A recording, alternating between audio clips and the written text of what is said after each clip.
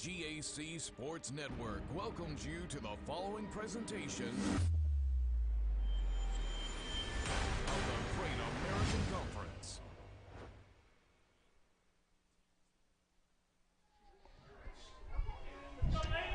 It is quarterfinal Saturday in Bentonville, Arkansas. 3 games are in the books. Our final softball game of the day is about to begin. It's the 3-seed Harding and the 6-seed Southeastern in the 2022 Great American Conference Softball Tournament. Hi, I'm Joey McWilliams alongside Daniel Gallegos, and it is a privilege to get to be a part of the broadcast once again this year here on the GAC Sports Network. A great day for softball as we have delayed for a couple of days. It's Saturday. You don't often think about quarterfinals on Saturday, but that's exactly what we're doing today. We had a couple of days to wait for the rain that went through Oklahoma and Arkansas on Wednesday and Thursday. But here we are, and Daniel, I know we're about to begin really quickly. Should be a good matchup between these two teams. We've already seen a couple of good matchups already this year. Yeah, absolutely. And, you know, you've got everybody, again, we talked about at the tournament. They all have the one goal of winning the conference championship and getting into the regional tournament as an automatic qualifier. Right now in the regional rankings, Harding is just on the outside looking in. So they definitely need to win the tournament. They're at the number 9 spot. The top 8 make it. A team like Southeastern as well, not in the regional rankings. They're looking to win the tournament and get that automatic qualifier. So a lot to play for, a couple of good teams, and it's a great way to end our first day here at the GAC softball tournament this year. So we will get started right now. Thanks for watching here on the GAC Sports Network. Southeastern is the visiting team at the number 6 seed, and we'll get the starting lineup to you as it is right now. The center fielder, Peyton Streetman, the junior, will lead the way. She's batting .335 on the year, and she's facing Lily Tansky, a junior as well for Harding, who is in the circle. The lineup for Southeastern is as follows. Batting second, the left fielder, Alexis Lambert. Batting third, the pitcher, designated player, Cheyenne Mayhe. The pitcher, we'll get that right here in a moment. Batting fourth is the second baseman, Marilyn Alvarado. Batting fifth is the third baseman, Camry Wallace. Batting sixth is the first baseman, Katie Fryer. Batting seventh is the catcher, Lauren White. Batting eighth, the right fielder, Gracie Orr. And batting ninth, the shortstop, Bailey Beard. Tansky, we mentioned in the circle, is making her 34th appearance of the season, 28th start. She is 16-7 for the Lady Bisons. And she will allow Streetman to take her base by way of the walk. For Tansky, that is just the 47th walk she has issued this season, as opposed to 96 strikeouts, more than double. She's pitched 8 complete games, 133 innings and 2/3. Given up 127 hits. She has an ERA of 3.4. Alexis Lambert, the left fielder, is now batting for Southeastern. She's a junior and hitting .236 on the year. Need to be aware of Streetman over at first, following that leadoff walk. She's a perfect 19 out of 19 in stolen bases. And the bunt laid down by Lambert. She's tagged out, as it was Harris coming in unassisted to make the tag, but Streetman able to move over to second. Now batting pitcher number 3, Cheyenne Mayhe. The pitcher, Cheyenne Mayhe, is batting now for Southeastern. Mayhe, also a junior, bats .341 on the year and is leading the way in this lineup for Southeastern. Second straight game, Joey, that we've had the starting pitcher also hit for themselves. Washita's Madison Miller did so earlier. Swinging on the first pitch. And now she looks at an 0-1. Southeastern or Harding will take on Southern Arkansas in the second semifinal tomorrow. Also swinging again. Mayhe pulling it.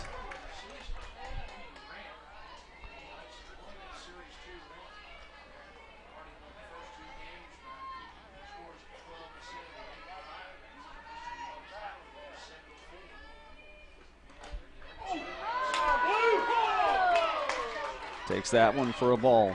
For Harding, again, Tansky in the circle. Chelsea Blankenship, the catcher. Leah Harris at first. Emma Curry at second. Hannah Jones at short. And Nicole Shano is the third base. Left field, Ashton Bryce. Center field is Hannah Garrett. And right field, Jordan Cabana.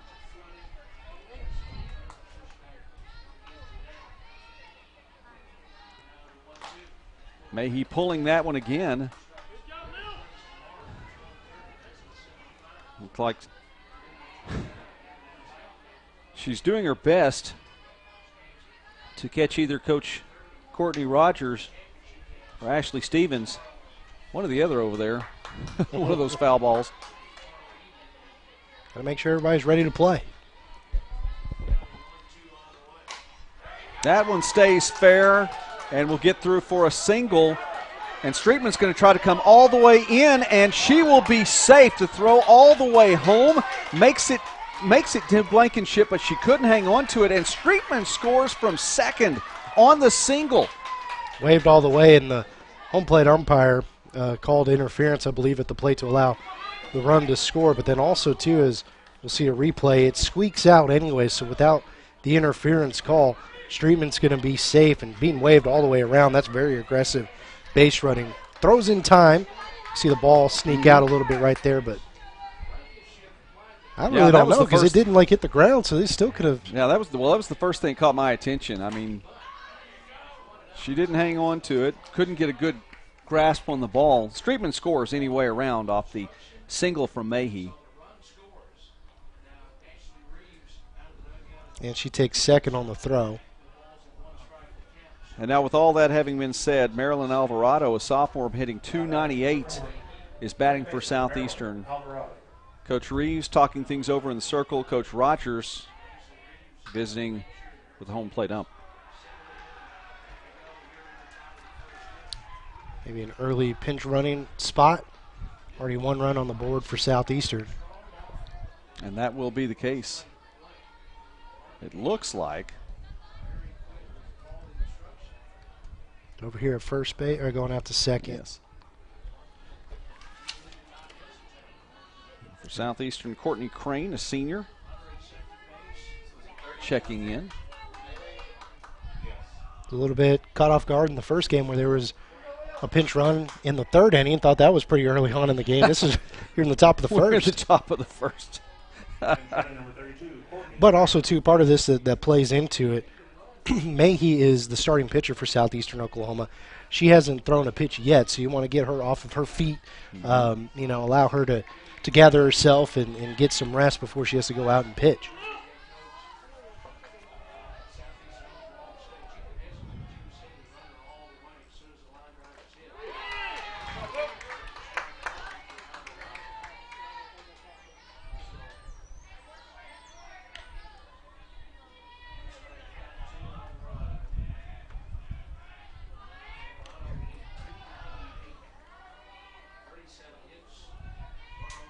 So Alvarado now swings at that one high, going to left field. It's deep.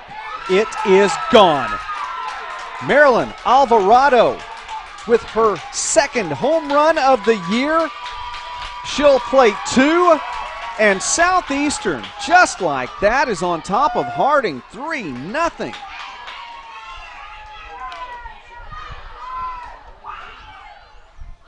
Wow.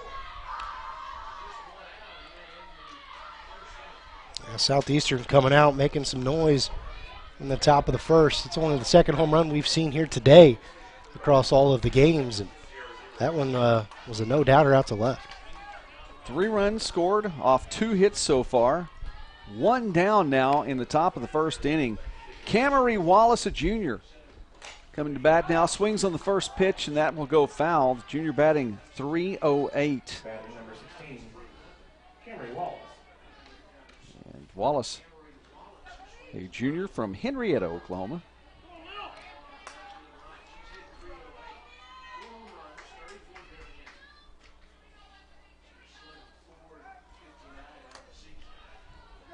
Get a couple of balls in now, and we'll get set to go again.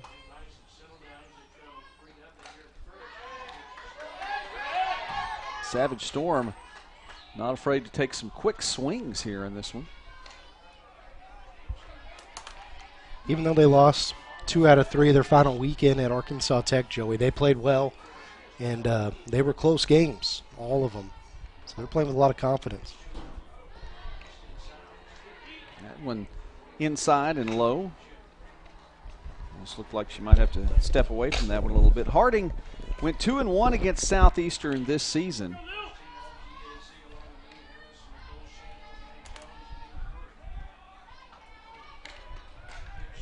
Swings on that one again. That one back over the press box. And just of note here, these that are being fouled back over the press box, past the backstop and beyond, a couple of them will go back into the baseball field at Tiger Athletic Complex. Now, to give you an explanation of where we are, as Wallace hits that one high and fouls it as well. We're in Bentonville, Arkansas, the Bentonville High School Tiger Athletic Complex here. A fantastic facility, great place for softball, but it's also a baseball facility as well, which is directly behind us. And so there is a high school game going on right now.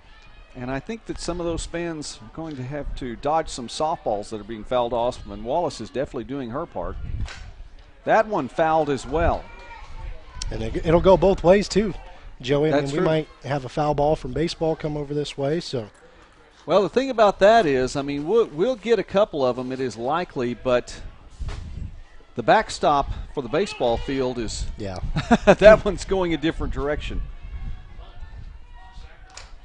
Wallace, that one is high. Will it stay in within the grasp and able to make the catch is Blankenship? So plenty of fouls. Wallace ultimately sits down, striking out. Now batting first baseman, number 23, Katie Fryer. Fouls that one, the catch for Blankenship. And it's out number 2.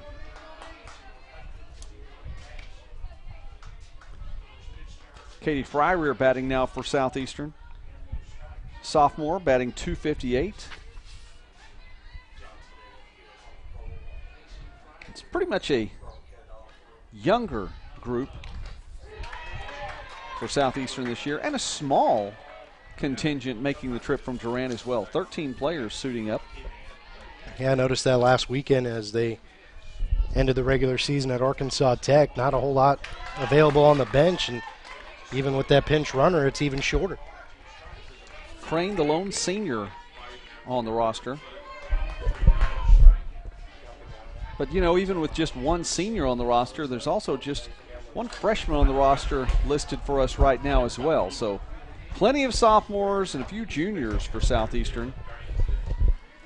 Trying to make some noise here in the conference tournament. Did last year with Coach Courtney Rogers, who has stepped in and last season led the Storm through the conference tournament, made it to the championship game, fell to Arkansas Tech in the title contest.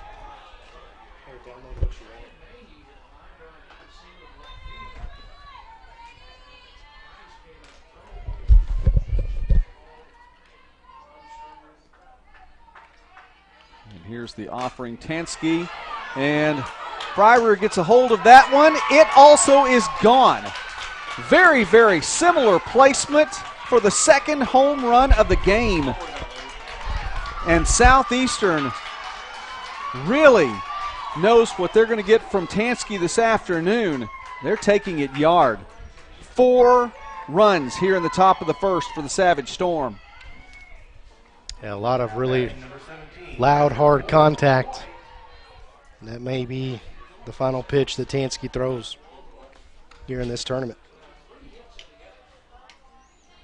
And it looks like she will be replaced in the circle. We'll take a break, and we'll be able to tell you how it's going to go for Harding for at least the remainder of the top of the first. Back in a moment on the GEC Sports Network.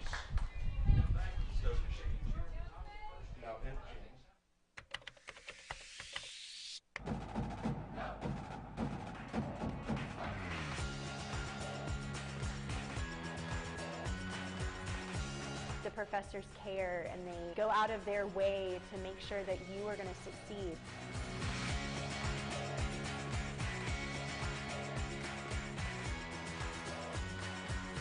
Hi, I'm Rolante. I'm a sophomore at Southeastern, and we help make this video. For Harding, checking in now is Megan Pistocachet. She is a sophomore.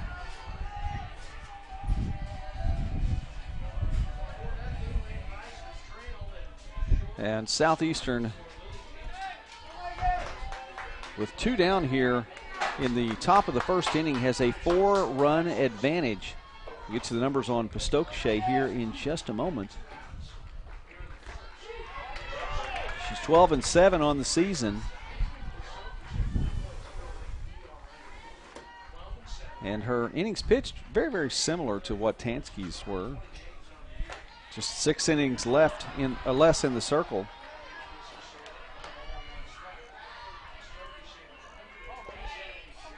Usually most teams will have a 1-2 punch in the circle.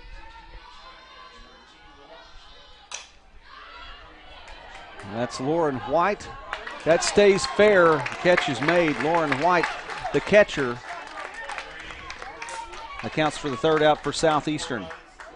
So the fly ball to right field ends Southeastern's top half of the inning, but you want to talk about damage done. That is the case for the Savage Storm. Some damage has been done. Harding with its first trip to the plate coming up in just a moment. Bottom of the 1st on the way.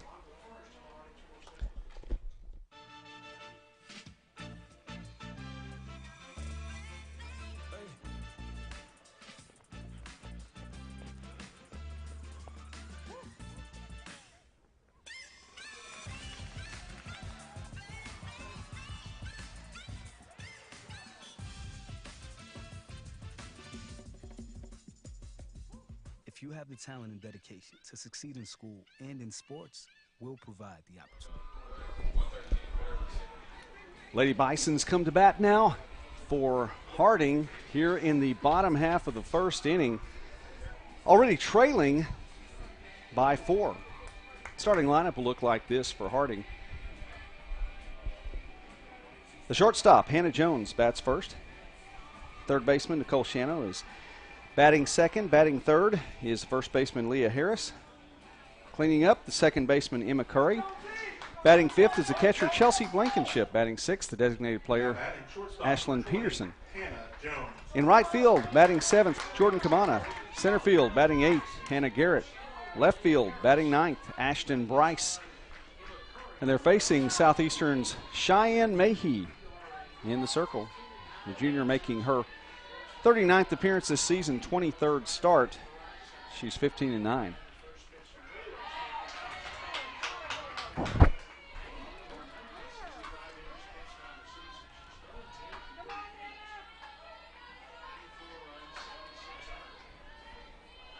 Jones batting .278 on the year. One of 5 players for Coach Stevens who has started and played in 54 games. Played in 54 and started all of them.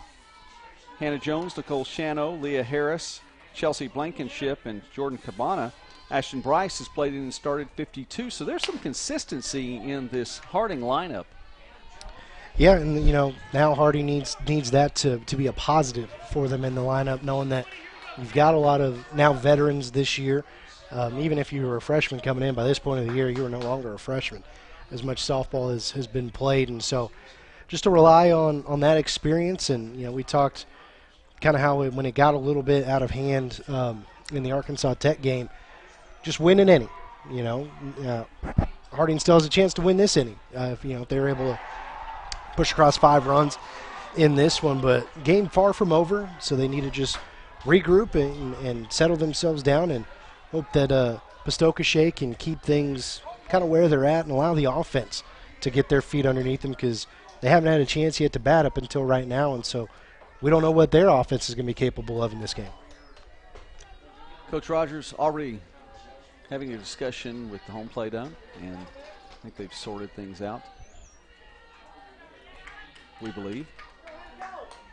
Bottom of the 1st inning, Jones batting. Southeastern and Harding have met 4 times in the GAC tournament, as Jones able to send that right up the middle for a single.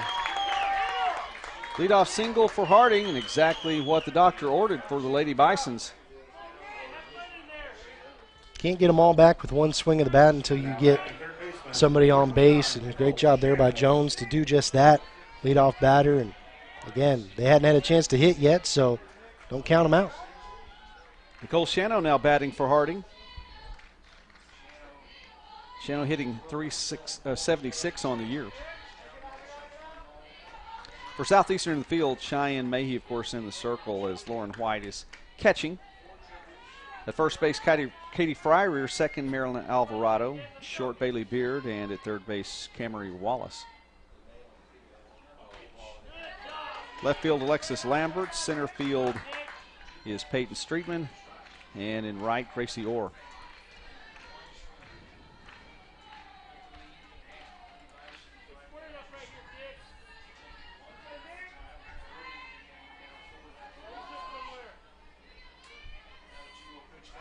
Jones is going to second, and she will make it in time. Hannah Jones, now 23 of 24 on stolen base attempts on the season. That's definitely a part of the Harding offense. Joe, you take a look at just the numbers for the ones that are in the order. When they do run, they are highly successful. Jones has only been caught once. Shano, 2 out of 2. Blankenship down in the order. Only been caught once, 10 out of 11. Shano to left field. It's high, and it's going to be Lambert that gets underneath it for the catch, and that will keep Jones at second base. 1 out now for Harding here in the bottom of the first. Only 6 caught stealings for Harding in their lineup, and 4 of them have attempted double-digit stolen bases. So they are very efficient when they are on the base pass and trying to run. Leah Harris now batting for Harding. Freshman, it's .396. She's the GAC Freshman of the Year. Third time a Harding player has won that award. Go back to Peyton Mills in 2016 and Autumn Humes in 2017. Humes went on to be the National Freshman of the Year. Tell you how good she was. A year after that, she transferred to the University of Kentucky, where she continued to put in some good work and handled the SEC lineups she faced day in and day out.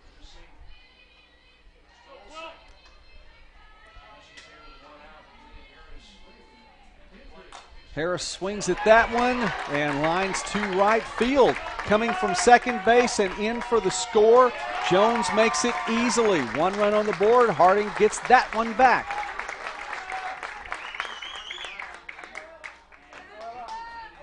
RBI single for Leah Harris, the Freshman of the Year. And that look a little bit familiar there. 1 runner on, 1 out. And then the next batter gets an RBI single. We saw that in the top half of the inning for Southeastern. Now, what's the encore for that going to be for Harding then? Will they follow it up with 3 more runs? Coach Elisario out in the circle for Southeastern, talking things over with Mayhe.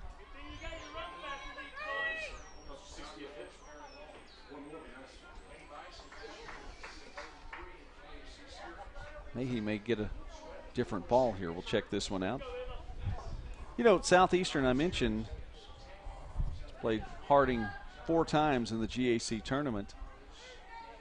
Southeastern's won 3. That includes last year's tournament, 2021. Southeastern defeated Harding 2-1.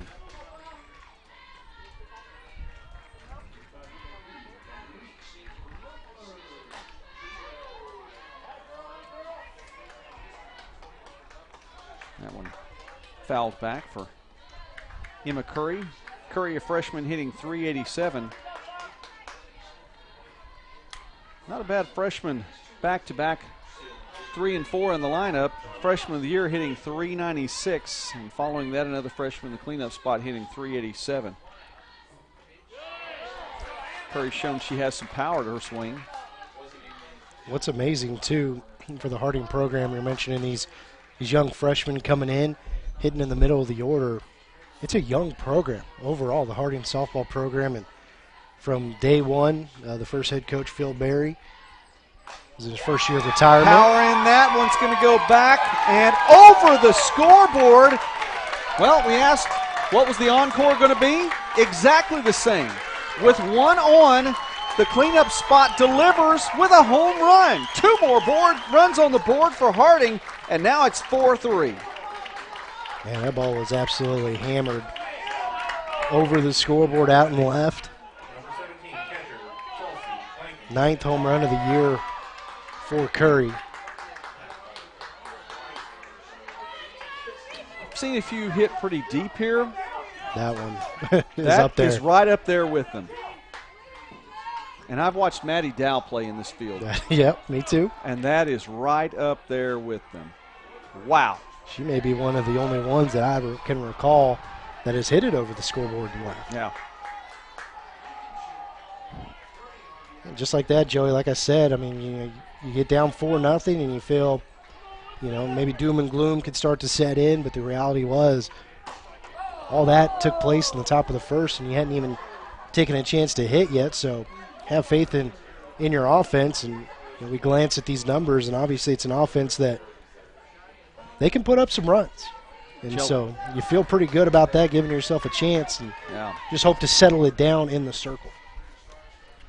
Chelsea Blankenship, the catcher. Sophomore batting .368, hits that high. It's playable. Coming in to make the catch is Lambert. She's responsible for both outs so far. And that brings up Ashlyn Peterson, another sophomore hitting .259. Well, of course, you can't ever afford to be rattled. No. And that's just part of it. Things happen. How are you going to respond?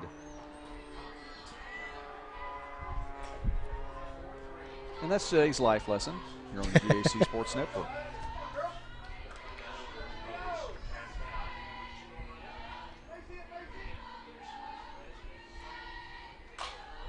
Peterson grounds that one. Alexander there. The toss to Fryrear, and the inning is done. But Harding makes up 3 of the 4 it gave up in the top half of the inning. We have a ball game here, folks. 1 complete. Southeastern and Harding 4-3, the GAC Sports Network. Back home, the world seems small. Here, it has expanded. I've been challenged and have grown in knowledge and in spirit. I've been part of something bigger, something special. Surrounded and supported by new brothers and sisters who were once strangers. And my sense of community and my role in it has grown too. Harding University, a community of mission. Southeastern up by a run. Gracie Orr, Bailey Beard, Peyton Streetman due up now here in the top of the second for the Storm.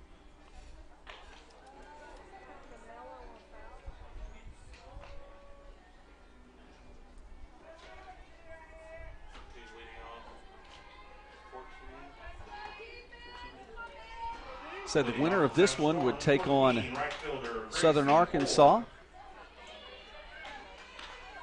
Southern Arkansas 5-1 victory just prior to this game over Ouachita.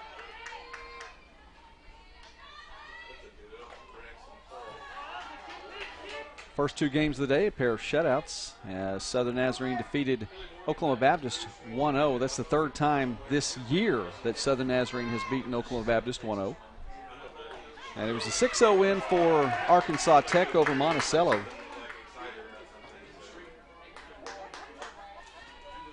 So Tech and Southern Nazarene will meet in the first semifinal. The second one will be between Southern Arkansas and the winner of this game.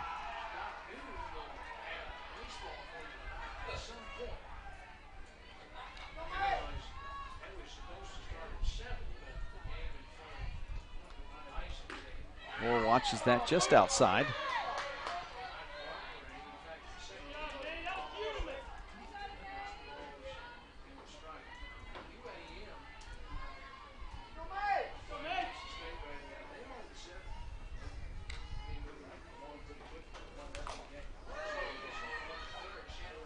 Ground ball to third. The throw is there. The tag is made. I don't know. I'm not so sure that Harris may not have been pulled off the base a little bit, but she made the tag.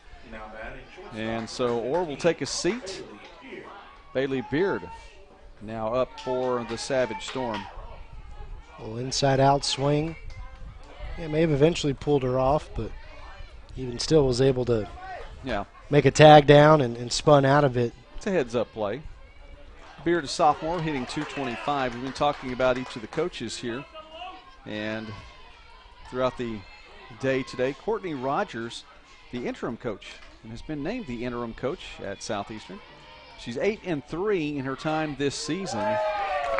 She's also 2-1 last year if you want to count the games where she was able to step in. She's the interim coach now for Southeastern. She's been named that. Statement from the program here in just a second. Got a little high. Softball program, as Courtney Rogers has been named the interim head coach of the Southeastern Oklahoma State softball program for the remainder of the 2022 season following a notice of contract non-renewal for Ron Fabian. Southeastern is unable to provide any information at this time, so Courtney Rogers is the interim head coach. That one on the ground, that one over to first, but this time Harris can't handle it, and Bailey Beard will reach. Take another look. She may have beaten it out anyway. We'll see here on the replay. And Beard, I think she may have been there anyway. It's going to be awfully close. It really is irrelevant. Yeah, hard to tell be on anyway. On the bang. But from the standpoint of the brain trust in the press box to be able to score it properly, we'll get back to you on that one. Back to the top of the lineup with Streetman, who's already scored a run today. Reached base in the first by way of a walk. This time she puts this one on the ground. The throw to second is in time. Streetman, however, will reach on the fielder's choice.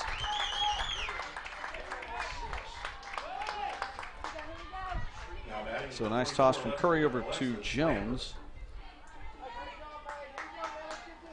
And that brings up Lambert, Alexis Lambert. Moved Streetman over to second in the first inning with her bunt. We're going to officially go single to short on the Bailey Beard play. All right. So Beard credited with a hit officially.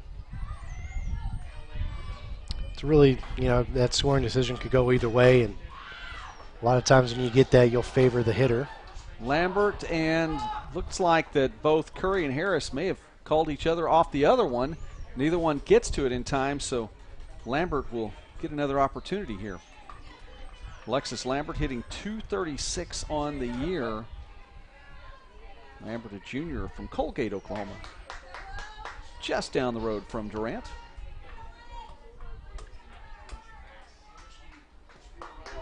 For all intents and purposes, a local player.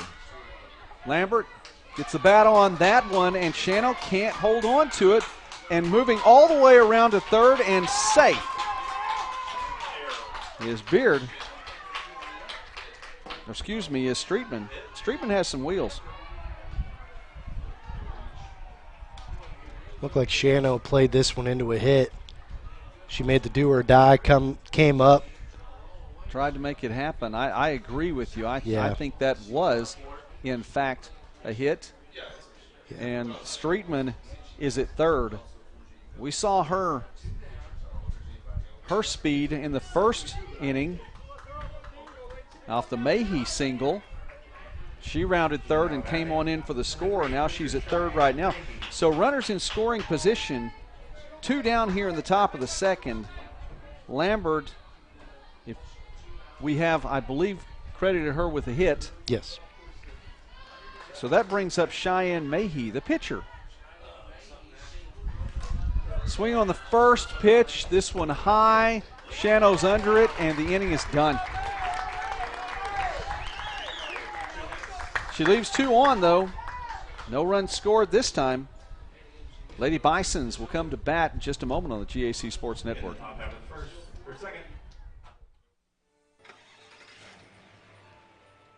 The all-new 2021 GMC Yukon is here at Everett Buick GMC. Step up to professional grade with a refined interior of the all-new Yukon, featuring advanced technology like rear touchscreen media, tri-zone climate control, and a 14-speaker Bose audio system. Test drive your new Yukon today at Everett Buick GMC or online at everettbgmc.com. Southeastern's been able to put the bat on the ball here this afternoon so far. Another hit, 2 hits there in the top of the second inning. No runs scored, though, and so that brings us over to Harding and the Lady Bisons, who trail by just 1 run now after making up 3 of the 4 they gave up in the first inning. And Daniel Gallegos, always the optimist, you got to play 1 inning at a time. Is that correct? Yeah, absolutely. I mean, because it's, again, we talk back at that's what is the beauty of this, softball. There is no clocks. You don't got to worry about, somebody sitting on the ball or you're going to take an extra time on a possession. You are going to get the 21 ounce allotted to you at minimum. So make the most of them, chip away. You don't have to get it all back at once, and then a blink of an eye, you go from down 4-0 to it's a 1-run game, and you're feeling different. Well, Harding outfield makes up the bottom portion of the order. It's right field, center field, and left field, and the first pitch is going to hit Jordan Cabana, so she moves on to first on the hit by pitch. That brings up the center fielder, Hannah Garrett. Hannah Garrett batting .270 on the year.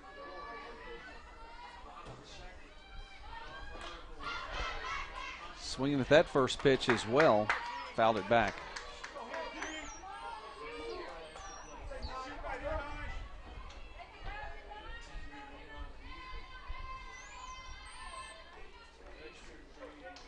Harding won 2 of 3 against Southeastern this season. Games played in Durant, Oklahoma. Harding won the first 2, 12-7 and 8-5. That one back to Mayhe, and she can't control it. The little bunt. Garrett will get on. Credit as a sacrifice bunt. Mayhe really couldn't hang on to it. And Cabana moves over to second.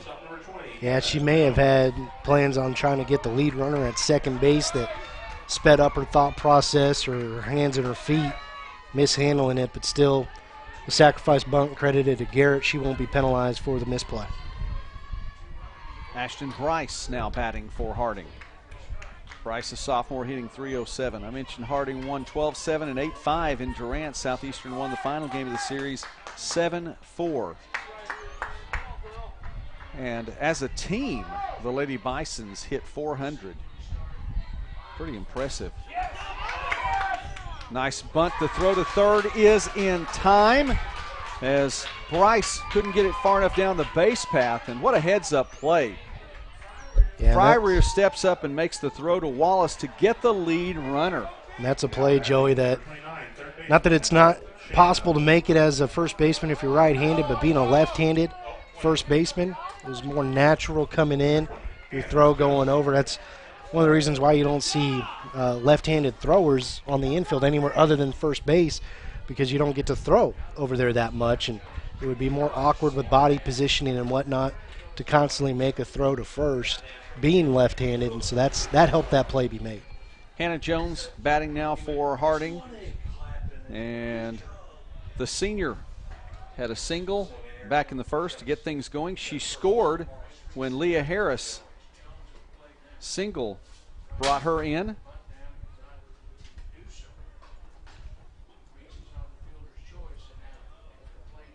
Conversations now all the way around.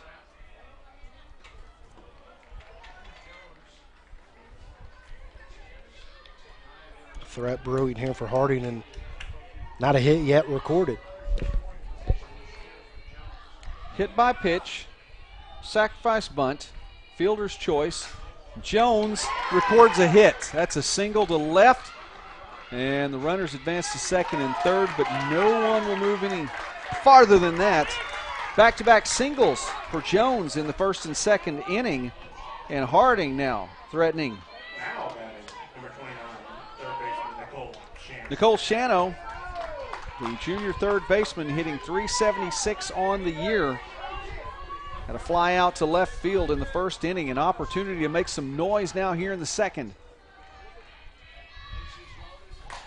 First swing, pops that one up to right. Catch is made by Orr. The throw is in, and the runners will stay put. Huge out. Very much so. Now 12, first baseman Leah Harris. Now you make it to where Harding's going to need to come up with a 2-out hit to score a run. Well, Leah Harris had an RBI single in the first inning. Here we are in the bottom of the second. Runners all the way around. Can Cheyenne Macy get out of this jam unscathed? It would be a heck of an accomplishment if she does. With the bases loaded, double play, anything on the infield to home is a possibility, but the infield's playing back. Yeah, you just need the one at this point. It's a little bit surprising, infield playing as far back as they are. Of course, even with the bag over at third, but everybody else, short, second, and first, they're playing back normal, maybe even a step or two further back. Here's the 0-1 fouled past third base.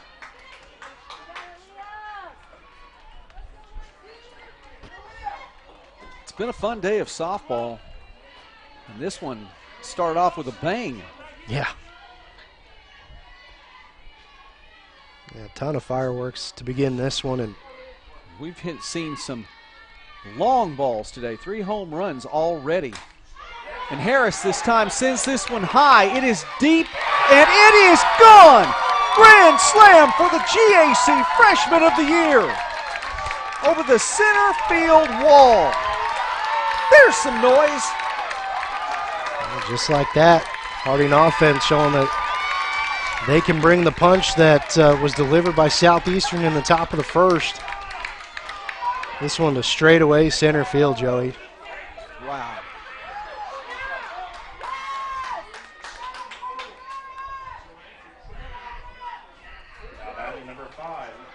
Now, with your Southeastern, you got to flip the mindset to what Harding had. Right.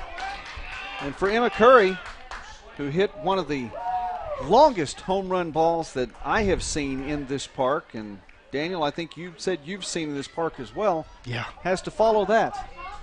Yeah. Very impressive, and we're going to have a pitching change for Southeastern. And we better strap in, Joey. This last one's going to be a good one. I think so. Well, you know, we've gotten all of our games started on time today, so yeah, it feels all right to be able to have one that may go for a while. Who knows? For Southeastern, there will be a pitching change, and it will be Amberlyn Walsworth stepping in for the Storm.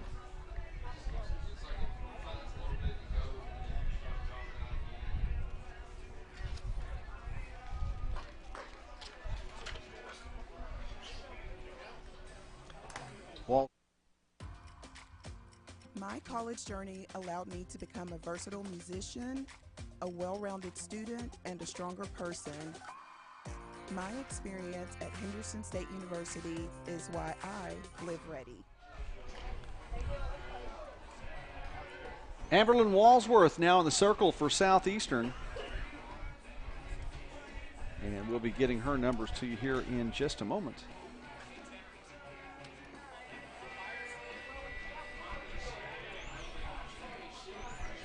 As the Freshman of the Year, Leah Harris with a home run. It's a 7-4 ball game. Harris has scored twice for Harding in the first 2 innings. Jones has scored twice for Harding in the first 2 innings. Curry had a deep home run in her first at bat. She scored once.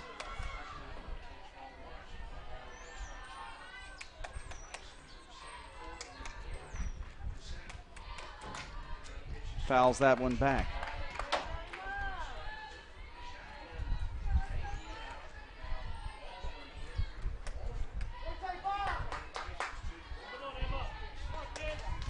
Walsworth and Mayhe responsible for the bulk of the innings for Southeastern this season.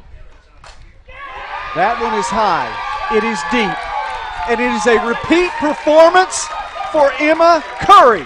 Back-to-back jacks. Wow. And folks, you may never see that ball again. No. Not unless her parents fight somebody for them. And they should, because 2 home runs in a conference tournament game. Harding is flexing some muscle in this one. No doubt. Amberlyn Walsworth, who has just checked in for Southeastern, gives up the home run. And that makes 5 here in the contest so far. 3 of them for Harding.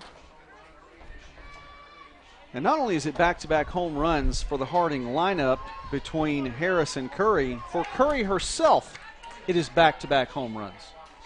Yeah, not a bad day. 2 for 2, couple bombs. Day at the office? Yeah. Couple of no-doubters. And we're in the bottom of the second.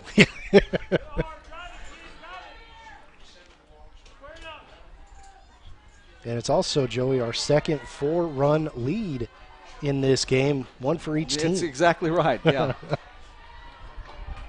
Both teams have owned a 4-run lead. That's something. Chelsea Blankenship, the catcher, sophomore, batting .368 now, up for Harding. And if you're Blankenship, you don't have to feel like you have to follow anything. Just get no pressure. On. No pressure. Yeah. Blankenship, a sophomore from Haslett, Texas. Takes a strong swing at that one. I think, too, Joey, you talk about the coaching staff, first-year head coach for Harding. Done a great job in picking up, and Ashley Reeves just picking up where Phil Berry left the program, got it started up off the ground. And I think one of the things that Harding did, doing it the right way and starting their softball program, they hired a great coach in Phil Berry, but they gave him an entire year to go out and recruit before asking him to go out and compete. And had those kids on campus. They were being able to practice and do all of that. But getting that year under the belt to recruit, get them in the system, and they were off and running from day one.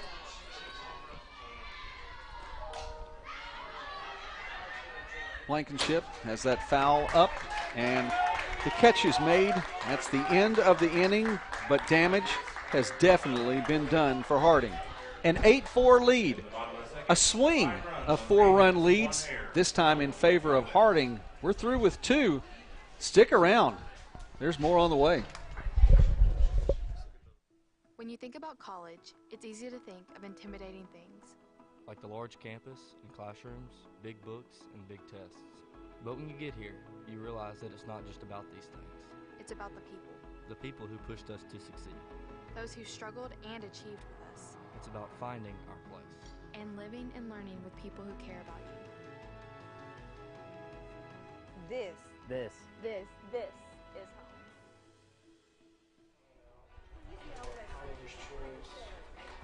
It's Alvarado, Wallace, and Fryrear coming up for Southeastern. Marilyn Alvarado, sophomore, hitting .298 for the Storm. Let's go back just a second as we look at that Harding inning. And for Harding, it's the first time this season that Harding has had a player hit 2 home runs. Excuse me, let me read this again. I apologize. We got new notes that have come in even since I looked at that before. First time this season Harding's had a grand slam, and it was also the first time that Harding has had a grand slam in the GAC tournament. So we're going to check my notes there. Since that time, we've had even updated information. It's also the first time that Harding has had the same player hit 2 home runs in a single GAC tournament game. So a big, big day today for Emma Curry. Those notes provided to us by Nathan Looney. That's right. Long-time great. Recently celebrated his birthday. Yeah, he did. Yeah. Long-time assistant SID at Harding, and him and Scott Good are 2 of the best in the conference. They set the gold standard in the athletic communications department. No doubt. And it even extends, too, for anybody, you know, like with us dealing with them and playing them, it's hard you go there and you're just treated great at Harding. Alvarado was hit by that pitch, so she'll take her base. And so Alvarado, who had a home run back in the first inning, 2 RBIs. Now she's on base again. Brings up Camry Wallace, Jr., hitting .308. And I would echo that sentiment. Of course, we talked earlier today about the GAC and what a great organization it is and what a great family it is, and coaches in so many sports that are just such great people. Well, the sports information directors are good folks, too. I'm sitting next to one right now who is a fantastic gentleman in Daniel Gallegos. I need to back up a little bit if you No, I appreciate that, Joey. It's, then Jacob Humphrey will show up. And, no, he's also a fantastic sports information director down in Southern Arkansas. We were talking about Scott Good, though, and Nathan Looney from Harding. Also fantastic gentlemen. So that one is hit high and deep. It will stay in play. A hit for Wallace. It's going to send Alvarado all the way around. She will come on in for the score. The stand-up double for Wallace. And it's an RBI as well. Like you said, Joey, don't go anywhere. Don't go anywhere, folks. 4 runs obviously was not enough to sustain a lead early. It might not be enough in the early to middle innings. But this is what you want to see. I mean, even if there is a ton of offense, you know. We've already had the requisite 1-0 game for the day. Yes. Okay, so can we see some offense here? Yeah. I think we are. That was Fry rear and swings on the first pitch. It's fouled up and caught by Harris. Now batting number 17, catcher Lauren White. So Lauren White with 1 down now will step up. White, sophomore. She had a fly out to right field back in the first inning. You know, Joey, pitchers, duels, and shutouts keep you on track on a schedule. But home runs get you on Sports Center with calls. True. That's true. That is true. And you know, depending upon the mood of some fans, I mean, some fans will get into a pitcher's duel. Oh, yeah. Often the fans will get into an offensive game like what we're seeing right now and enjoy getting to see that production. It's just great to see student athletes out here competing again. You know, it's been a very difficult, last 2.5 years for a lot of these people in this park, just across our country and the world. And to kind of feel like there's a sense of normalcy is nice. I know that's a little bit of a tired phrase at times, but, I think it's hard not to get caught up in those reflective moments where we're here watching sports again, live with people in the stands and having a great time and, just competing. It's awesome. I'll never take it for granted again. No. White working this at bat.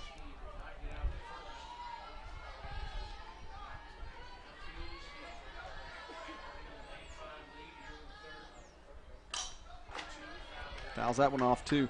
Southeastern really has not been afraid to swing at the first pitch, take some chances. They've been able to put runs on the board. Obviously, that's not a slight to the play, but coming out, swinging the bat, trying to make things happen. Of course, trailing by 3 right now, but again, only 3. That number was 4 just a few moments ago. White gets the bat on that one. Stays in the infield, charged, and it was taken by Jones over to Harris. Out number 2. Great job over there at first base by Harris, digging that one out of the turf.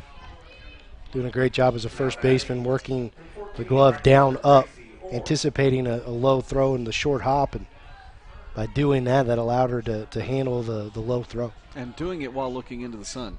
Yeah. Sun's starting to go down in the west. We know that because we are too. That's true.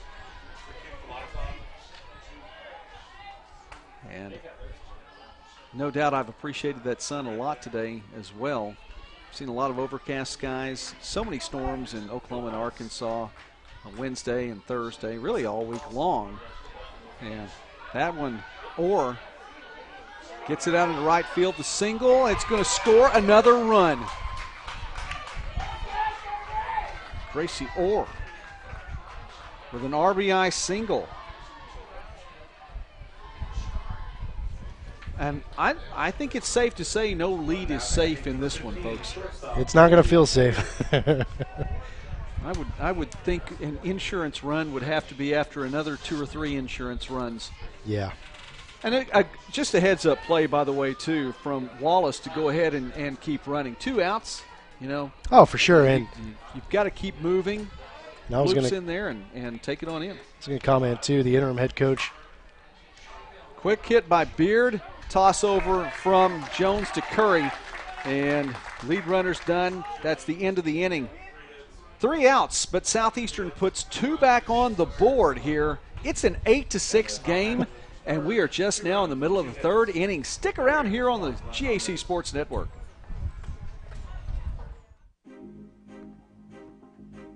Before the house, before the office, the late nights and new bosses. Before the last hugs, the wins and the losses. Before building the team, before building yourself. The rise and grinds, all day, every days. Before the letter, before the dream, there was a kid who loved to play. If you have the talent and dedication to succeed in school and in sports, we'll provide the opportunity. Harding with a 2-run advantage here in the bottom of the 3rd, and the Lady Bisons will be sending Peterson, Cabana, and Garrett as they are due up to face Amberlyn Walsworth.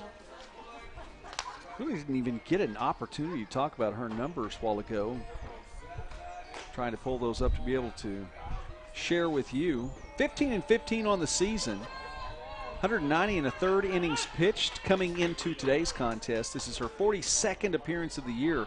She started 31 games, giving up 207 hits and 111 runs, only 85 of them earned.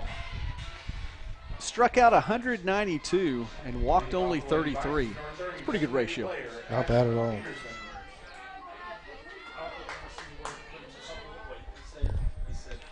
Ashlyn Peterson. And the sophomore hitting .259.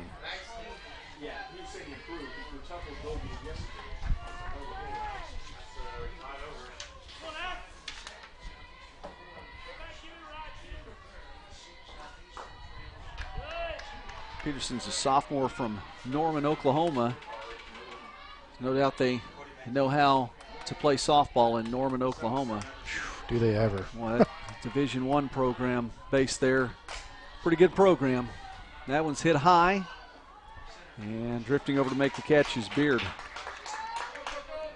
Number 1 team in the country, the Oklahoma Sooners, in D1. Now batting number 2, right fielder, Jordan Cabana. Yeah, and they've been super dominant. Yeah, they really have. And again, they don't show much signs of slowing up. Jordan Cabana, the sophomore, hitting .302. Cabana was hit by pitch in the 2nd inning, and she was thrown out heading to 3rd, and then the runs just kept coming for Harding after that.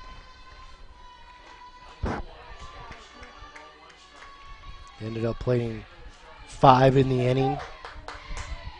Big blow, a grand slam. Cabana was one of 3 Harding players in that Southeastern series to hit better than 500 for the series. That one's high in center field. Streetman takes a couple steps up and makes the catch. Out number 2. Now batting number 9, center fielder Hannah Garrett. Hannah Garrett will step to the plate now for Harding. Harding 37-17 on the year. We talked about Coach Rogers for Southeastern. Harding's Ashley Reeves in her first season as well. You mentioned that. The 37-17 record, that is her overall record. That's easy to compile that record, isn't it? Oh, yeah. First year out. Garrett watches that one come through. But I do think that that's not just a flash in the pan and taking over a program already set up.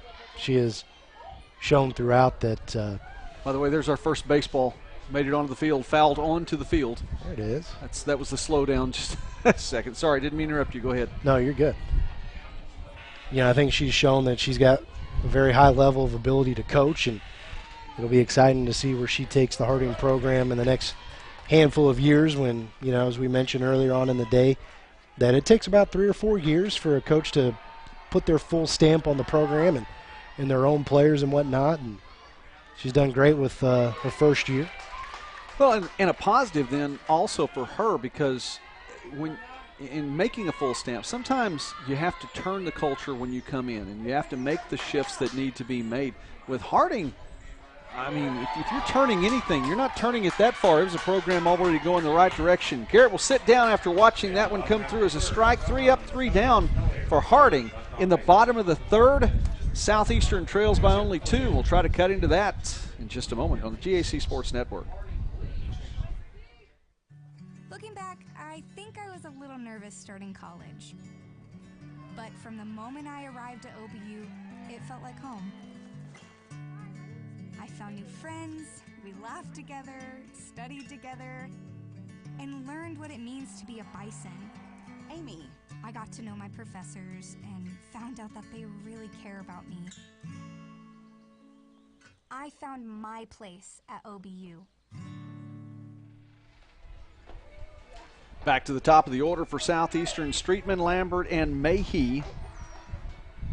We got things going well for the Savage Storm in the first inning.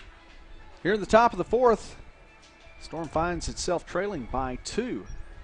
Fun afternoon and evening here in Bentonville. Joey McWilliams along with Daniel Gallegos for the GAC Sports Network, the Great American Conference Softball Tournament 2022 edition. 3 games in the book.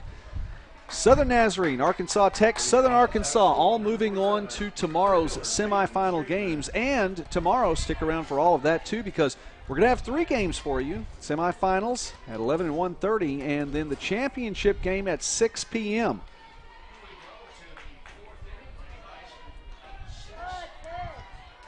Streetman has reached base both times that she's been up to the plate. She doesn't have a hit yet, though. Walked in the first and reached by way of a fielder's choice in the second. She's a key person to get on base at the top of the order. That one so near a hit. Went opposite field there, and it just would not stay in. You got that third base umpire that was right there on it. Now trying to make an appeal.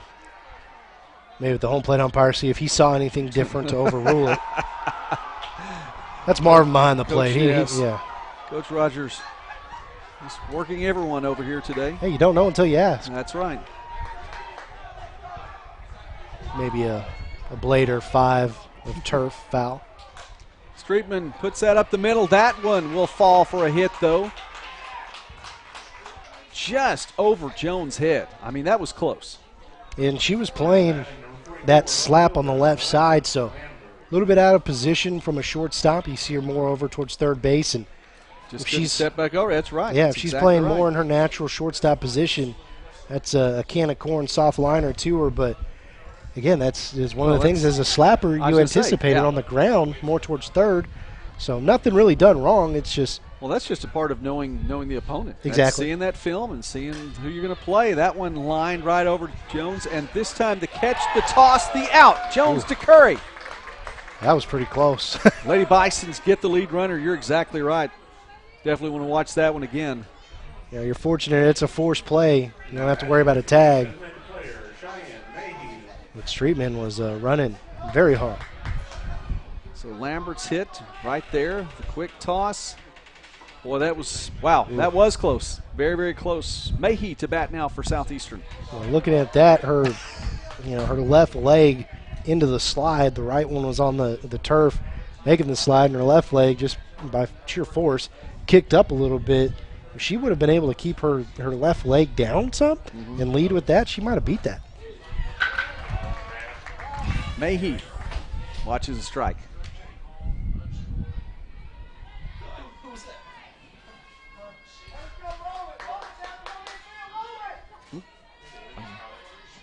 don't know. Swings at that one as well.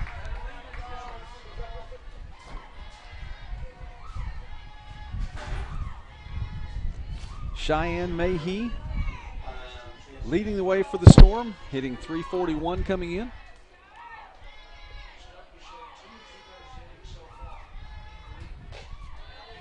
That one outside.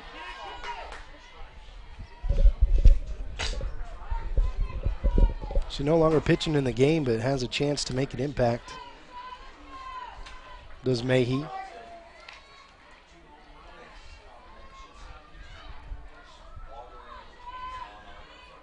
And Amberlyn Walsworth, she's the designated player.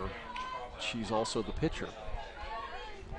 So Mayhe stays in this position.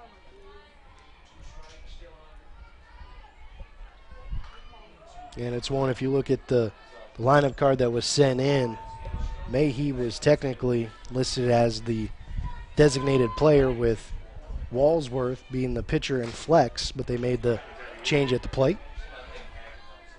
And so for the statistical integrity, went ahead and made Mayhe the starting pitcher, knowing in advance. It's one that when you get the lineups now at softball, because they can do that, I've made a habit of asking the coach, is so-and-so throwing your first pitch? Yes. Because otherwise, if you don't do it and they make that change, you just do a regular substitution, that starting pitcher is not going to get credit for a start. He lines that to center, catch is made. Garrett is there, and Lambert will stay at first. 2 down. Well, now, I was just reading it as the lineup card gave. I appreciate the extra information on that, too. And I was wondering, with some of those things that come out and the way these are all in and out like that, I was concerned that softball was looking at a libero. And they do some interesting things. We talked about GAC volleyball is a half a year away, so we'll wait for that. All right, Alvarado. She has a home run to her credit. She's scored twice in this one for Southeastern. And with 2 down here, she has a runner on first with which to work. Puts that over the second baseman's head, just outstretched arm of Curry, and it's going to wind up being a single. She'll go over to second, and Lambert makes it to third. And so Alvarado really has done her part for Southeastern in this one. Yeah. Another hit. She was hit by a pitch in the 3rd inning, and that followed a home run in the 1st. She's done her part. And another thing that's been very impressive, Joey, sorry to cut you off there, just the base running, the aggressive base running by Southeastern, going first to third by Lambert on that is huge.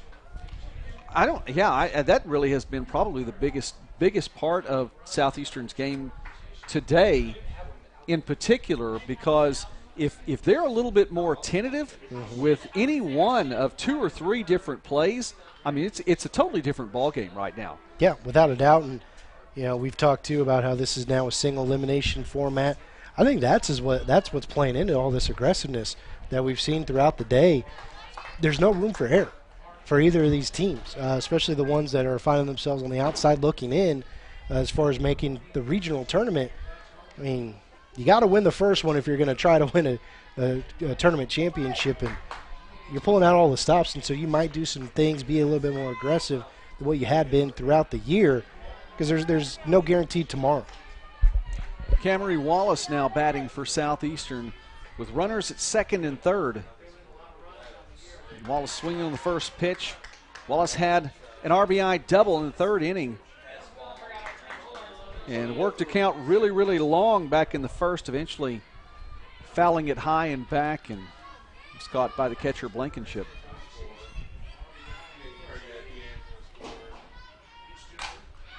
Wallace on the ground. Jones, the throw in time, and Harding able to escape the top of the 4th inning without giving up a run.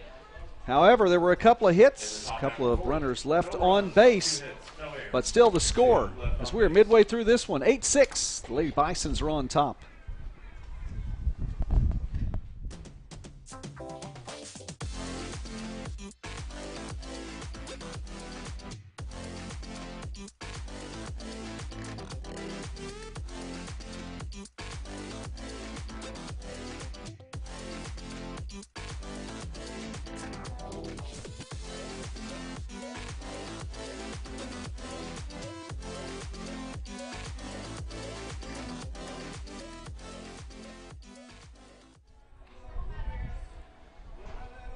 Bryce, Jones, and Shano due up now for Harding in the bottom of the fourth. The bottom of the third inning, Walsworth was able to take care of business. After back-to-back multi-run innings for Harding, 3 in the first, 5 in the second, and in the third, Walsworth shut things down for the Lady Bison's offense. We'll see what happens here in the bottom of the fourth as Ashton Bryce, sophomore left fielder, comes back up. She reached base by way of a fielder's choice and also scored a run back in the second. That's exactly what Southeastern is going to need Walsworth to continue to do what she did in the third. She needs to put up zeros in the run column, continue to give the offense for Southeastern a chance. 2 runs is not doesn't feel super safe. No, not in this game. So if she can do her part in the circle, defense plays great behind her, that's going to be the recipe for Southeastern to try to stage a comeback. Bryce with a single to open things up, just over Beard into right field. And Bryce reaches base again. Now batting shortstop number 20. That brings us back to Hannah Jones, top of the order one more time. Jones's third time to come to the plate here as we are in the bottom of the fourth inning. Jones with a single in the first and scored. Jones with a single in the second and scored. Jones will not have a single in the fourth. Alvarado just stepped up to make the grab. 1 out. Nicole Shano now. 1 down and a runner on.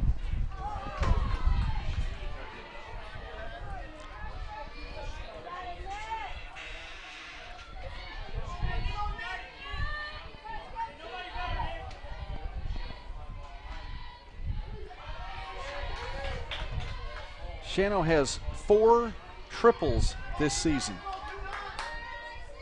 She was in the conversation for Player of the Year. 0 for 2 so far. And safe is Bryce. I'll tell you what, I'm sure there were a number of these players just right here from Harding that could make a statement for Player of the Year and get some attention and have something to stand on. I think it's really hard to get anyone past Timber Riley in that conversation. However, there's conversation to be made. Yeah, Shano definitely was in there. She led the conference with 15 home runs that has since been tied by Riley. But she's had an outstanding season.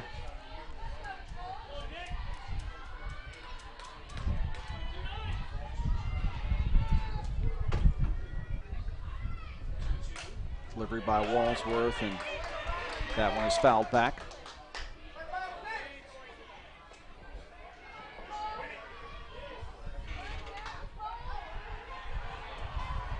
Walsworth had to step in a little bit of a difficult situation since she's been in the circle for Southeastern. Harding's calmed down a little bit offensively. There's a strikeout to add to that point. Now batting number 12, first baseman Leah Harris. Leah Harris coming off a grand slam in the second inning, an RBI single in the first.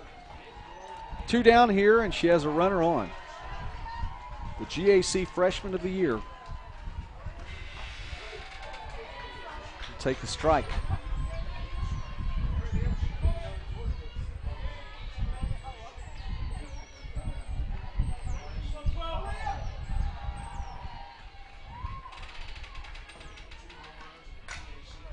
Swing, that one stays on the turf. Alvarado tries to field it. She gets the play. Oh my.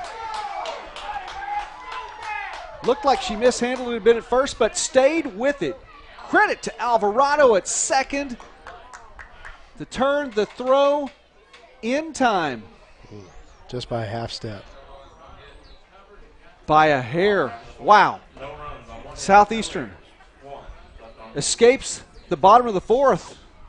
We'll see the Savage Storm batting in the top of the fifth. Keep it right here on the GAC Sports Network. How to spot a boll weevil. Boll weevils are a fascinating species. They're known to travel in packs, are highly intelligent, and can thrive in any environment. Each and every boll weevil is unique, and they have unique opportunities. But they all share one common trait. Every boll weevil has a bright future awaiting wherever they go. And that's how you spot a boll weevil. Learn more at uamont.edu.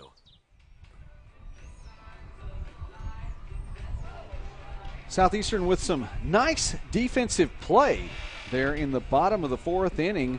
Lead runner got on in Bryce, but it was 1, 2, 3 right after that. A fly out, a strikeout, and a ground out, and Walsworth is really doing a pretty good job for Southeastern in the circle now. Yeah, especially Joey to make that more impressive of a feat. That was the 3 straight retired batters to get out of that inning, all against the top of the order for Harding. Exactly, and that top of the order is very impressive.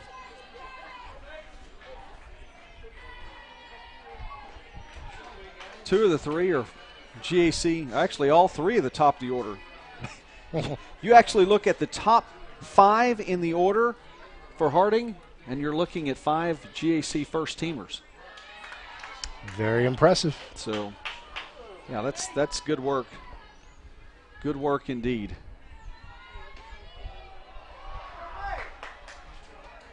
Katie Fryrear now batting for Southeastern. It's Fryrear, White, and Orr for the Savage Storm, who trail 8-6.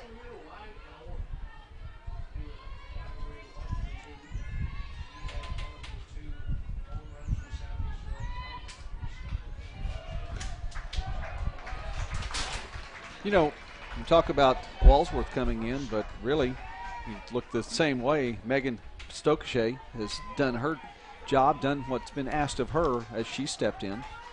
And with both of these teams, you're looking at 2 teams with 2 solid pitchers that share pretty much the entirety or the weight of the team almost equally.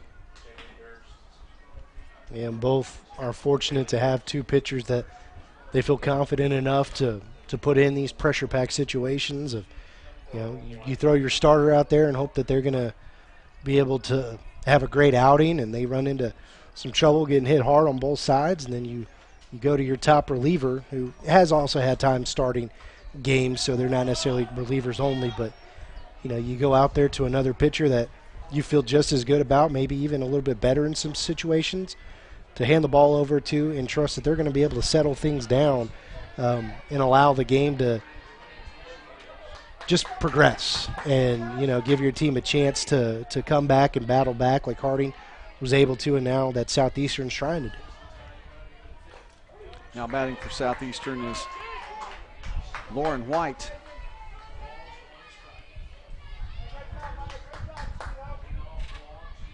We actually have a pinch hitter here. Durst. Yes, it is Durst. Excuse me, yeah. Checking through the walk there that got Fryrear on. And so we're looking now at Jaylee Durst, the sophomore from Bernieville, Oklahoma.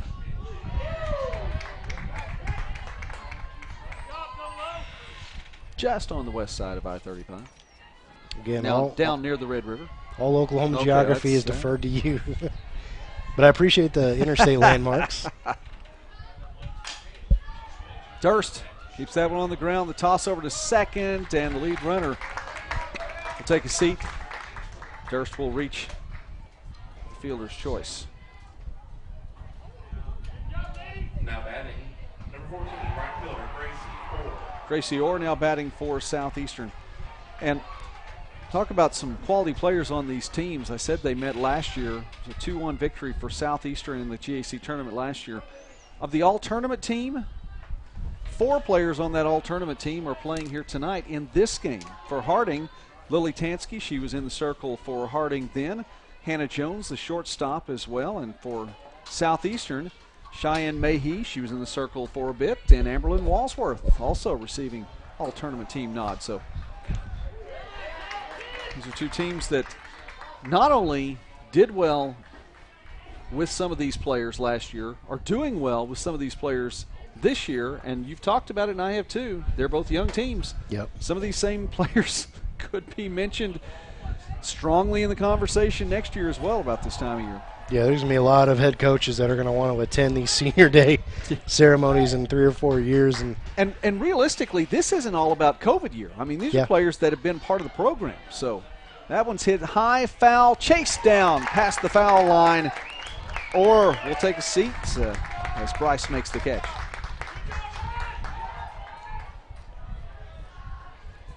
Now batting number 15, shortstop Bailey. We're approaching the twilight part of this afternoon. You going to turn into a vampire? Or? No, I'm just, saying that the sun should not be much of a factor defensively. Okay. Setting behind the defenders. Where we were headed with the program, but all right. I mean, are you Beard? Team Jacob or Team? Well, who's the other guy? I don't have any idea. You got kids, you know. I have kids. I don't know. Being told it's other Team Edward. Yes. Okay. Well, we'll go with that as Beard takes a swing and a miss. And for full disclosure, the rest of the crew is a little bit younger than I am, so it's all right. They're coming to me too. Hey, listen, that includes you, Daniel. That's okay. Yep. Beard, with a swing and a miss there. 2 strikes, 2 outs, and Beard can't get that one through. The throw in time. Shano to Harris, and Southeastern has 1 left on. No hits, no errors either. Harding coming up in the bottom of the 5th with a 2-run lead here on the GAC Sports Network.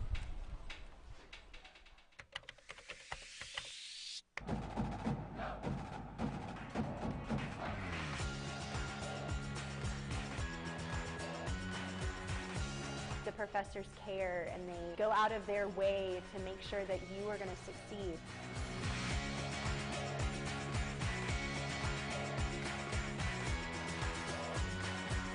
Hi, I'm Rolante. I'm a sophomore at Southeastern, and we help make this video. Amberlyn Walsworth in the circle now for the Storm. She'll be facing Curry, Blankenship, and Peterson, who step up for Harding now in the bottom of the 5th inning. Winner will take on Southern Arkansas. Southern Arkansas has been such a dominant force in recent years in the GAC and softball, well, and of course in baseball as well. I mean, it's in baseball pretty much since the inception of the league, softball in recent years, but you have to go back a little bit. The last time that Southern Arkansas won a conference tournament was 2016. They also won it in 2014. Of the 2 teams that are on the field right now, each of them with a conference tournament championship to their credit, as Curry watches that one.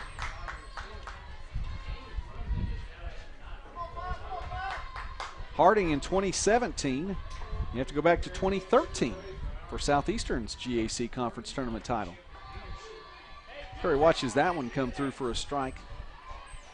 1-1 now the count. Curry has had a pretty solid ball game. Yeah, not too bad. I'd say that may be the understatement of the day.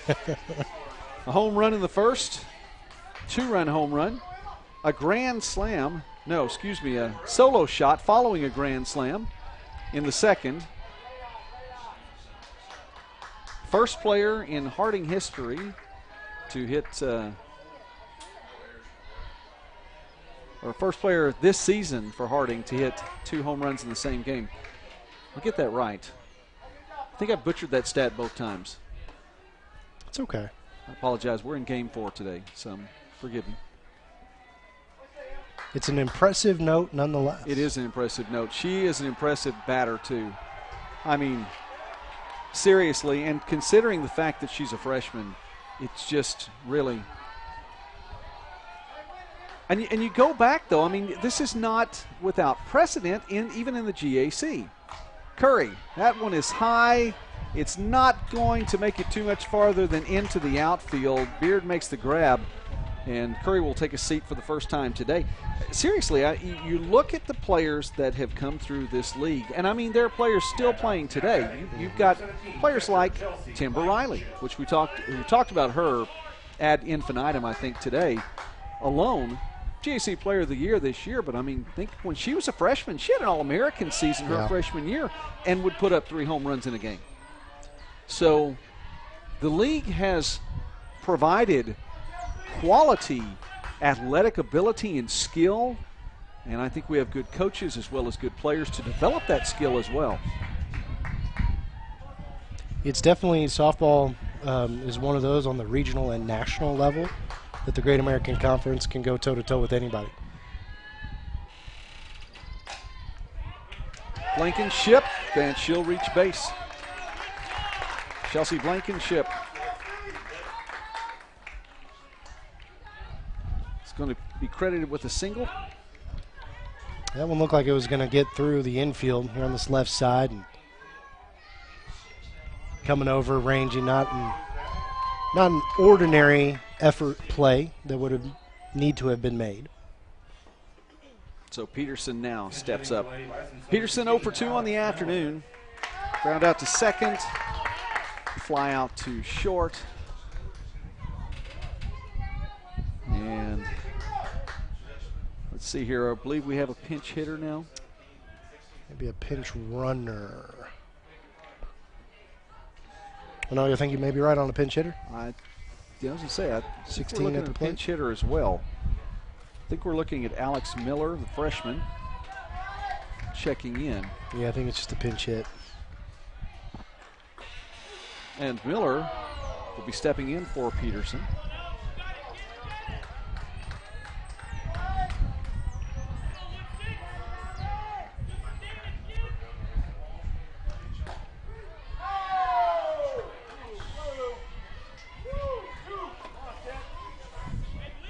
Miller, a freshman from Combine, Texas.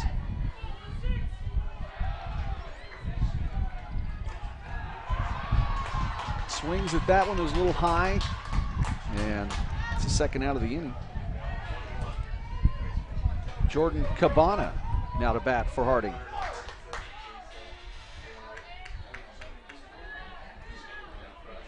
Cabana 0 for 2 coming in. Well, actually, she's 0 for 1. She was hit by a pitch, thrown out going to third, and she had a fly ball to. Just got hit by another pitch. Just got hit by another pitch as well, so yeah. Fly out to center field. Well, you reach base however you can. Yeah, and you got some protective gear that makes it a little easier to take it.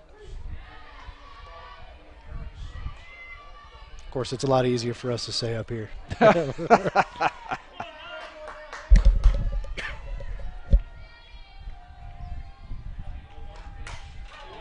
Swinging on the first pitch is Garrett, and she lines to second. Alvarado there to make the catch, and Harding will leave 2 on base, 1 hit, and the 5th inning is complete. The scoring has slowed down dramatically here, but it's still a high-scoring game. Harding's on top 8-6. Back with the top of the 6th and the Storm in a moment.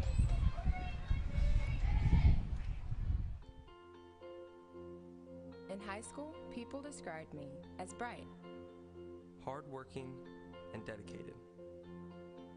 That I had a big heart because I care about people and doing the right things. Now, everywhere I look, I see an entire community just like that. Learning more, doing more, and caring more. A community of mission, Harding University. Top of the order for the Storm now. Trail on the scoreboard by 2. They put some hits on the board here. Leading that category 9-8.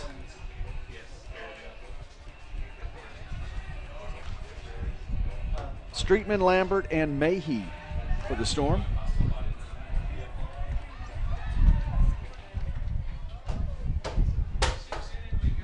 We've seen, again, some aggressive play from Southeastern. Aggressive base running specifically is, I guess, how we should label that. They've come to play today for Coach Rogers. They've done a good job. Trailed by only 2. Coach Rogers, again, the interim coach for Southeastern, 8-3 in her time.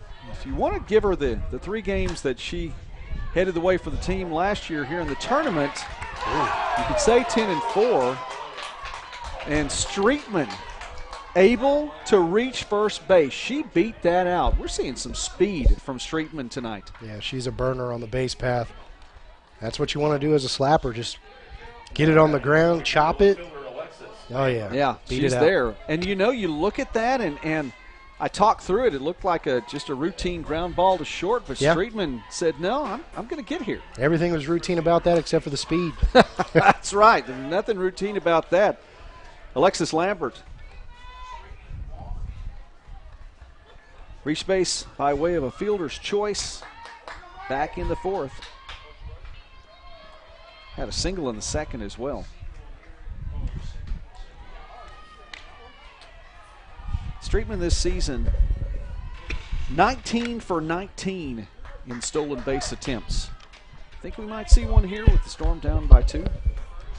I think you got to take a shot. Either that or you're really concerned about the throwing arm of Blankenship. There's that shot we were talking about. And for the first time this year, Streetman is thrown out, attempting the steal. And I don't know if you saw that or not, Daniel Jones was ready for it the whole time. She was leaning in. A fantastic throw by Blankenship to get there. Look at that. From a knee. Wow. And what made that throw even better, I mean, you want to put it obviously as close to the bag as possible, but the throw was more towards the right side of second base, and that allowed for the quick catch and tag all in one motion, as opposed to a throw that's more on the left side, and you got to catch it and come back across your body. And, you know, obviously Blankenship with an absolute hose. That was a heck of a throw. It was. Great play. 2 players. Jones prepared. Blankenship with a fantastic throw. And to get down and to get a runner, as you said, a burner like Streetman, that is a game-changing play. Absolutely, because when you have speed like that and you're able to beat out an infield base hit, you also are able, trying to steal second, you turn that single into a double, essentially. Well, we have a change in the circle. Or do we? We do. We do. Let's take a break, and let's come back with some numbers for you here in just a moment.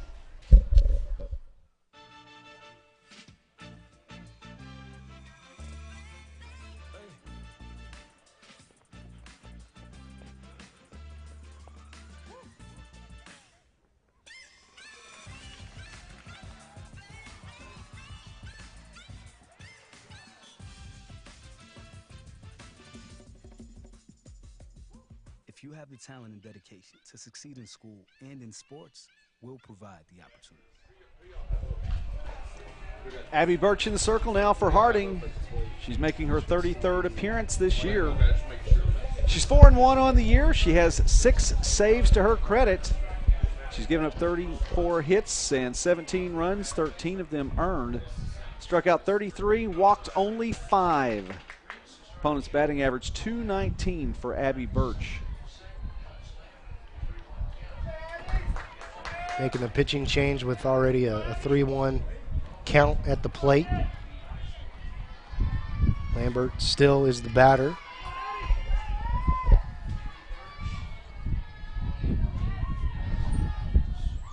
Shano's leaning in. 3-2 to count. But now you start counting the outs, at least of what you need to get. One more out to get here in the top of the 6th. That one right back to Birch. Easy throw to first.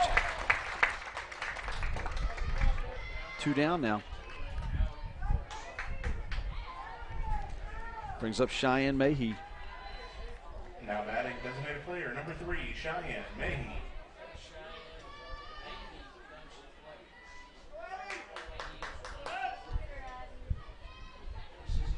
I mentioned the 6 saves for Birch this season. It's tied with Marley Duncan for King University for the most saves in Division II. Obviously leads the league here in the GAC. saves, for whatever reason, mostly it's probably because the starting pitching is generally so good for a lot of these teams, but saves aren't that prominent in softball. They really aren't. If you do have a reliever that you can count on to get you saves, that's huge.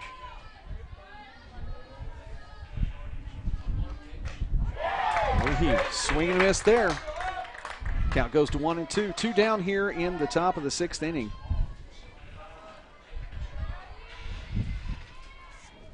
And Harding collectively has retired 4 straight batters. First responsible for 2. Make it 5. Mayhe on the strikeout. And Harding will take a 2-run advantage into the bottom of the 6th inning. I'll show you that back in a moment on the GAC Sports Network. We see you. Your incredible potential and willpower set you apart. You're first to take that leap of faith. First to get to work. First to solve the problem. No burden should be carried alone. We'll be there. Every step, day, challenge. First is your destiny. We get it because first is who we are. Bryce led off the 4th inning for Harding. She'll lead off the bottom of the 6th inning. It'll be Bryce, Jones, and Chano once again. What a great lineup when you have Ashton Bryce in the 9-hole, hitting .307. Having a great day like she's having here in the first round of the GAC tournament. She scored a run. She has a single.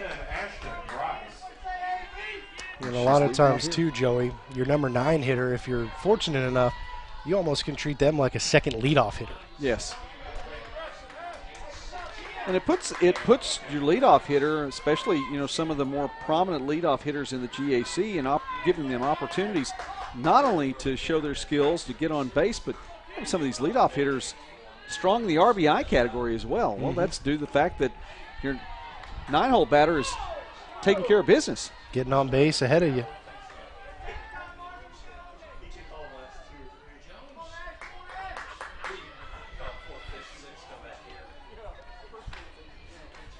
Walsworth deliveries just a bit high. 1-2 now the count. As the sun has not officially set here in Bentonville, but it's gone behind clouds in the west to where it's enough that you can really see the lights out on the field here. Bryce lines to right field or is there for the grab. Yeah, they are starting to take an effect on the field.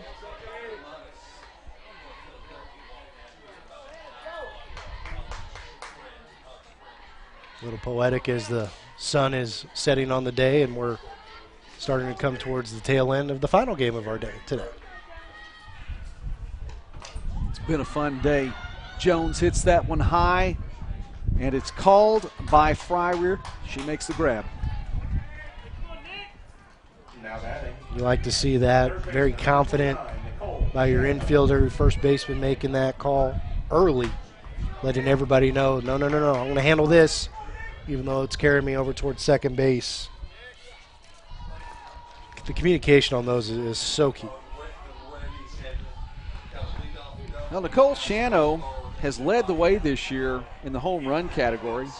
We haven't talked about her today. She's actually 0 for 3. Been quiet. She leads the GAC. Well, she gets her first hit of the game. Credit that to the broadcaster. Oh, yeah. Single, and Shano is on base. She leads the GAC with 15 home runs, but it's been a few other people's day today to talk about the home runs. I'm sure she'll have another opportunity. Oh, yeah. At the end of the day, obviously you want your team to win, and you want to have the success as an individual, but you also, too, cheer for your team as Harding's starting to feel it down the third base line. Leah Harris, one of those players who has a home run to her credit, and it was a big one. Yeah. Grand slam in the second inning. Ground out in the fourth, though.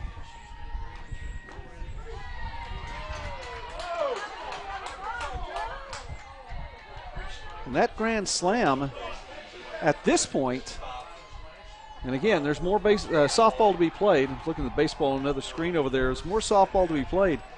That was what gave Harding 7 runs.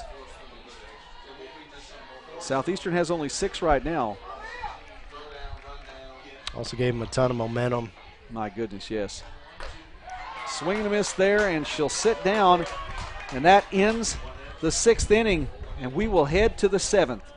This one started off with a lot of scoring. Both teams have settled in. Pitchers have settled in. Changes have been made in the circle, and it all comes down to this, the 7th inning. We have the top of the 7th on the way. Storm up to bat.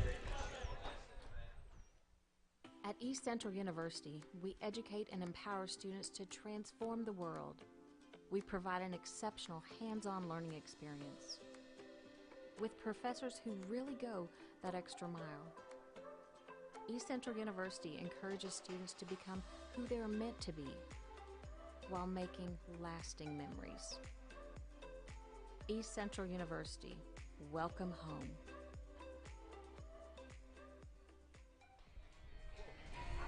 It's fitting for Southeastern to have Alvarado to come to the plate to get things going in the top of the 7th. Alvarado, Wallace, and Fryrear. Alvarado has had a fantastic game.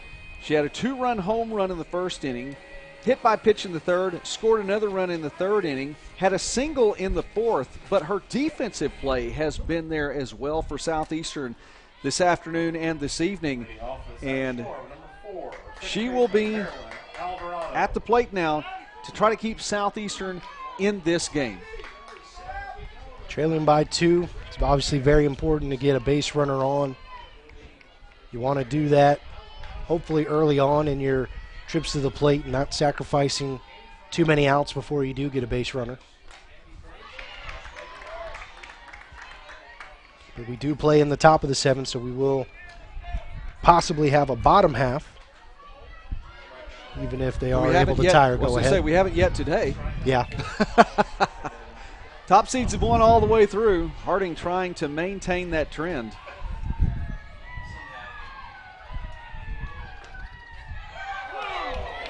That one just outside. And the Harding fans, the hashtag #BeBetterCrowd. crowd.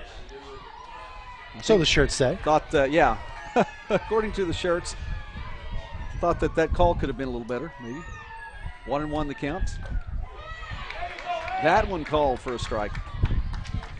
So 1-2 now for Alvarado. You know, it's one, regardless of how you feel about a strike zone throughout the game, and not to say that this one has been bad, but you just want it to be consistent. You don't want any surprises in the zone changing, especially in the late innings.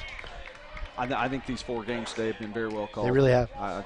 Just watching it from this perspective, I think it's gone very well. By the way, just to complete something, the Harding team was watching some games earlier, and they're wearing their black shirts, of course, with their jerseys underneath, and their black shirts said hashtag #BeBetter. Well, they're trying to be better in this game, and right now they're better by 2 runs. But the Lady Bisons hope to close this one out. And Alvarado's doing her part to keep this at bat going. Still 1-2. She fouled off another one.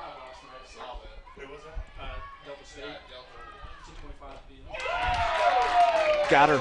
Birch with a strikeout.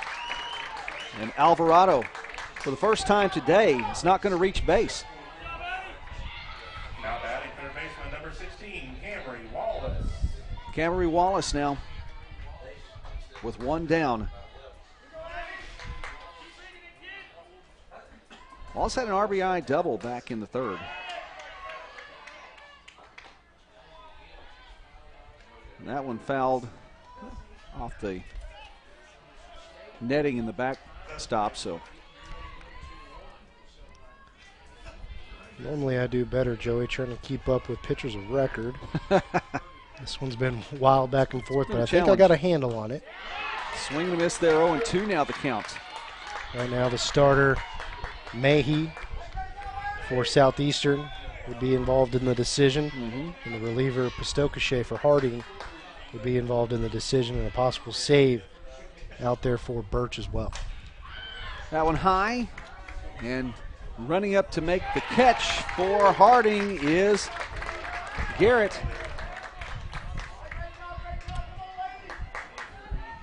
Southeastern is down to its last out. Yeah, again, it's one of those things that you mentioned it, and I think it's worth mentioning right now because we don't want to cruise past it too quickly. If Birch is in a position to get a save here, that would mean she's at the top of Division II in that category this season. So for Southeastern, it is Katie Fryrear.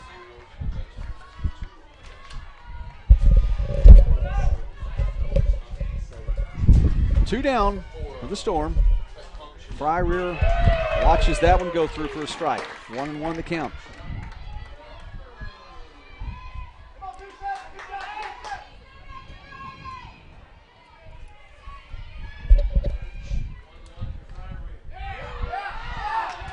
That one, delay called there, but ultimately called a strike. Home plate had to think about that one for just a little bit. 1-2 with 2 down. Birch delivery, struck her out. The Lady Bisons come away with the victory.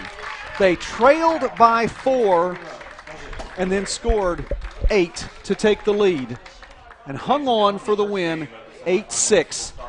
Daniel, a fantastic ball game, really from start to finish. Lots of fireworks at the beginning. Things settled in, but it was a great game overall. It really was, and credit both teams because it was, a heavyweight battle there at the beginning. A couple of haymakers being delivered by each team. You find yourself in Harding down 4-0 in the blink of an eye on the top of the first. You could fold it in and just pack it in, not our day, but they fought back and get within 1 after that first inning by scoring 3. They get the shutout inning in the top of the second, and they explode for 5 in the bottom half of the second and flip the game around and able to hold on. And it was impressive to see both teams battling back and forth with one another, and Southeastern put up a heck of a fight trying to battle back from their 4-run deficit. Both starting pitchers were chased in this one. Both had staff to come in and take care of business. Walworth did a really good job for Southeastern. Stokeshay comes away, the winning pitcher. Birch will get the save in this one as well, so credit her for that. Harding moves on and will take on Southern Arkansas in our second semifinal. That's tomorrow at 1:30. At 11 a.m. tomorrow, right here on the GAC Sports Network, it's going to be Arkansas Tech and Southern Nazarene. Top seeds win all the way around today. A fantastic quarterfinal Saturday. I've never said that before in GAC softball, but it was a great quarterfinal Saturday. You need to be here for semifinal and championship Sunday tomorrow. It's going to be a big day. So from Bentonville and Tiger Athletic Complex, we're going to shut things down for the night. Hope to see you tomorrow morning at 11 a.m. for the GAC crew and for Daniel Gallegos. I'm Joey McWilliams. Thank you so much for watching this one. Again, Harding 8, Southeastern Oklahoma 6. God bless you. Have a great night.